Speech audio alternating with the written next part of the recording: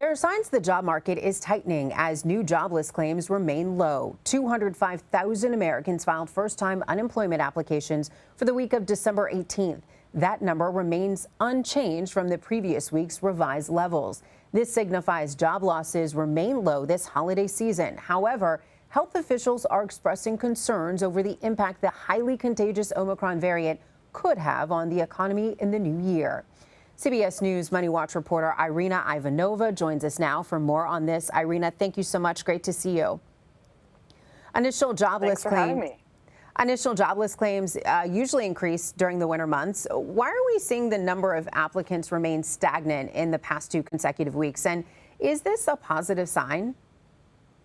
It is a really positive sign. And just for context, we have to remember we started this year with nearly 1 million new jobless claims every week.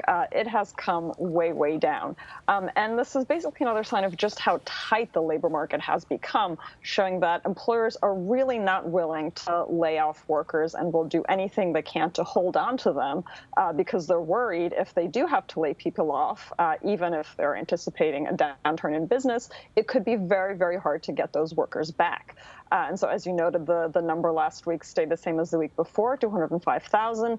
And going into the holiday season, it's important to note, week to week, it might change a little bit. The number might go up and down. But this number is now lower than the typical weekly jobless claims before the pandemic. And a few weeks back, we actually hit a 50-year low in the jobless claims. So all around, it remains a very tight job market. President Biden says he will not be imposing widespread lockdowns, and we will not be returning to March of 2020 despite the latest spike in Omicron cases nationwide.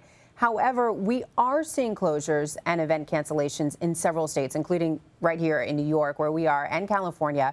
Are these voluntary self-imposed closures something we should expect to see more of moving forward? And how severe a threat is the new wave of Omicron infections to the nation's economic recovery?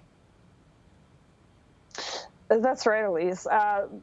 We can expect to see a lot more of these closures. I've talked to a number of economists about this. Nobody expects lockdowns coming. There's just no public appetite for it whatsoever. But we have been seeing a great deal of these more targeted, voluntary changes. So in New York City and Los Angeles, we've seen restaurants close, whether it's from an abundance of caution or because they have had staff who have been exposed. We've seen some large performances and sporting events being canceled.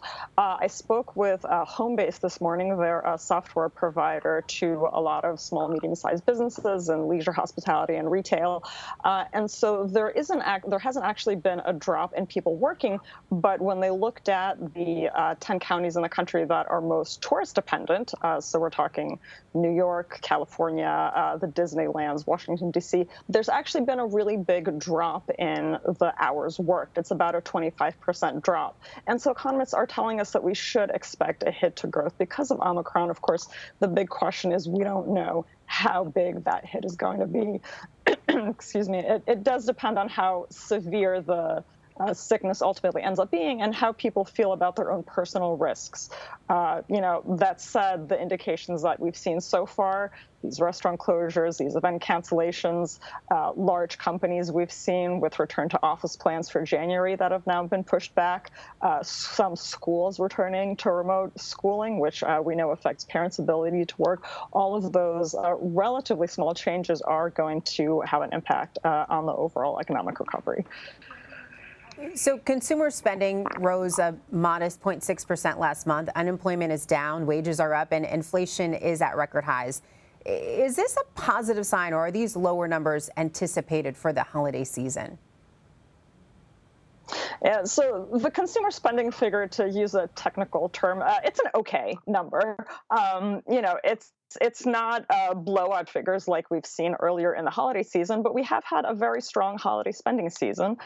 When you compare this month to last year, spending on goods is up a great deal. It's up about 16%, and spending on services is down about 1%. So it's almost the same. And while we know consumers are saying they're anxious about inflation, households still have a lot of money saved up. All those stimulus checks, the added unemployment aid, child tax credits. Overall, nationwide, households have about $2 trillion more dollars in their bank accounts than they normally would have. So there's still quite a lot of money left to spend, and consumer sentiment actually ticked up a little bit in December. All that told, I think we're looking at a pretty solid